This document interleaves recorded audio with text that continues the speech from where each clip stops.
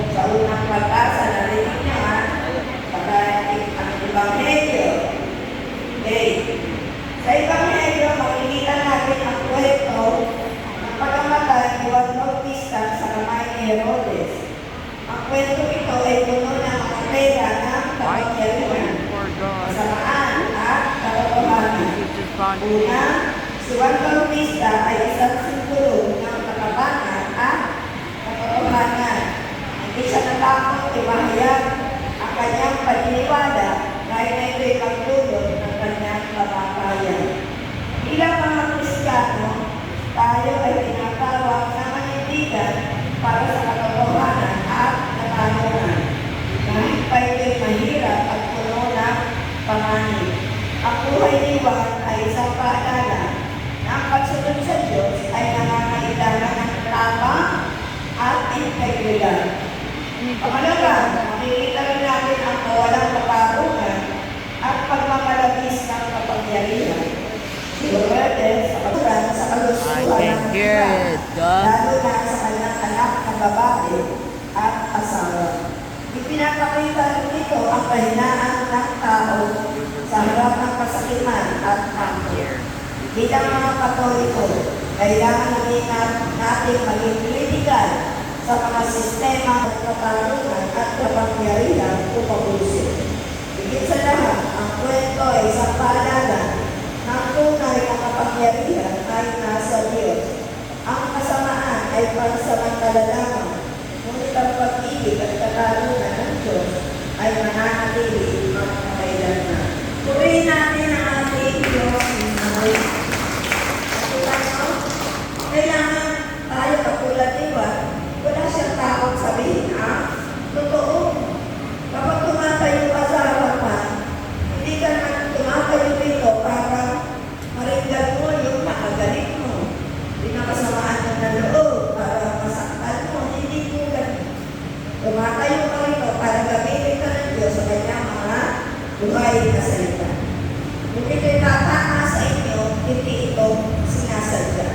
Yan ay galing sa Diyos. Amen?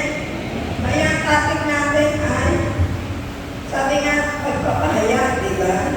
Yung ibang yung unang pagbasa, dito kay Jeremiah, sabi rito, sinugo ako ni Yahweh upang magpahayag laban sa templong ito at laban sa lungsod.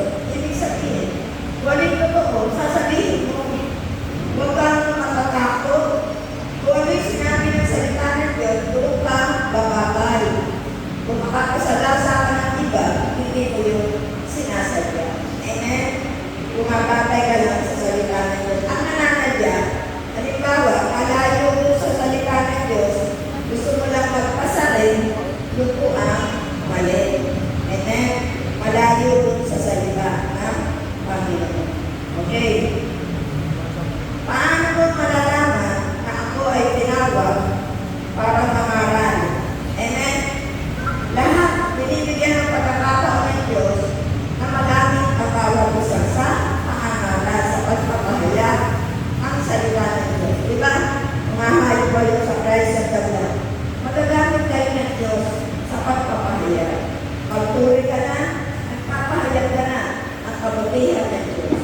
Kapag kayo nagpupuri, huwag niyo itataas ang sarili niyo. Ako, linggo-linggo, araw-araw, nagsisimba. Kaya naman, ang biyaya ko ay sobra-sobra. Ang itinataas mo, ay ang sarili mo.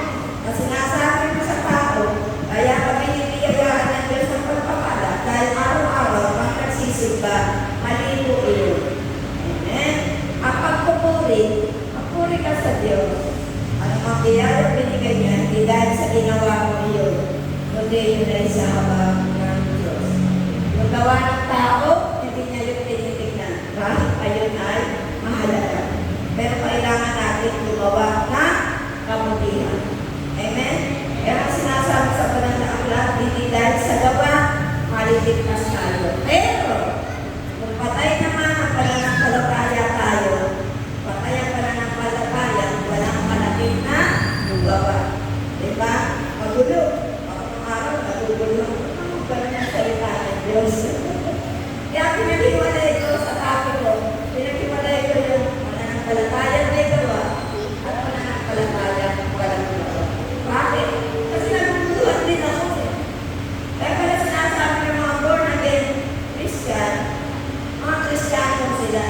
naniniwala sila kay Jesus. Hindi sila dapat sa atin para ng kalagaw. Kaya lang, paniniwala nila, kahit hindi sila gumawa, kahit hindi sila magbigay sa mahihirap, kahit hindi sila mag-abuloy sa mga kanan, o mag-abuloy sa mga kulubi, hindi daw yun mahalaga sa Diyos. Kasi, hindi dahil sa gawa, maliligtas ang tao. Pero sabi rin naman sa ating salita ng Diyos, di ba? Ano man ang ginawa mo sa pinakamaliit mong nilikha, ay ginawa mo sa akin. Amen? Pag hindi ka gumawa ng kabutihan, hindi mo magdadama ang pag-ibig ng Diyos. Kaya nga, pag bumantay ka sa salita ng Diyos, no? Sa isa ka lang susunod, malilito ka. Amen? Kaya nga sinabi hindi dahil sa gawa, kasi yung mga tao, pinagyayagan kung kanyang ginawa. Kaya ibig sabihin, kapag nagbigay ng paanan mo, huwag mo lang ipagating sa kaliwa. Naintindihan niyo ako? Kaya nga po sinabi yung hindi dahil sa gawa. Kung gumawa ka ng kabutihan, o nagtrabaho ka sa Diyos ng buhay, sa kanyang ubasan, hindi mo na kailangan ipagyabang. Kasi kapag pinagyabang mo yun, bayad ka na. Wala nang biyalang darating sa iyo. Wala na yan. Wala na. Bayad ka na. Pinuri ka na na ako. Kaya kung ano man ang gagawin natin kabutihan, huwag na ipagmayabang.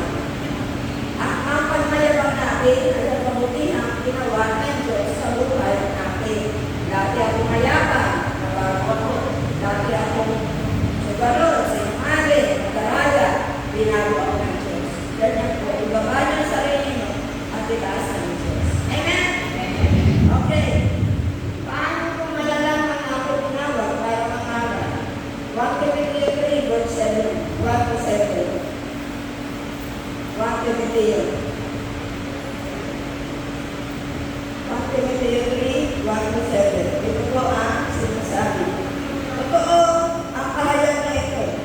At sino mang nagnanais na maging tagapangasiwa sa iglesia ay naghahanap ng mabuting gawain. Kaya nga, ang isang tagapangasiwa ay kailangan walang kapintasan. Isa lang ang asawa. Marunong magpigil sa sarili. Maingat. Kagalang-galang. Bukas ang tahanan sa iba. At may kakayamang magturo. Hindi siya lasendo. Hindi marahas. Kundi mahinahon. Hindi mahilig makipag-away. At hindi mahiligin sa salapi. Dapat mahusay siyang mamahala sa sariling pamilya, itinagalang at sinusunod ng kanyang mga anak. Kapagkat paano siya makakapangasiwa ng maayos sa iglesia ng Diyos kung hindi niya ayos ang sarili niyang pamilya.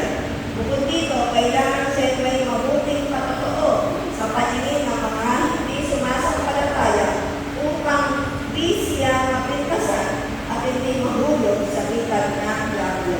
Ang salita ng Diyos. Kailangan isa lang ang asawa kasi yung dalawa asawa rin. Kailangan isa lang. Kung naging dalawa asawa mo, hindi naman masamang sumunod sa Diyos. Sana, di ba? Kung nahiwalay ka, walang niya asawa mo. Makakuha ka ng babae. Hindi dalawa asawa mo. Direkto lang mo yung tayo. Ayoko ng paligid dito. Ayan, dalawa asawa mo. Nandito ka sa community na to. Wala namang problema sa amin. Pero, huwag mo ang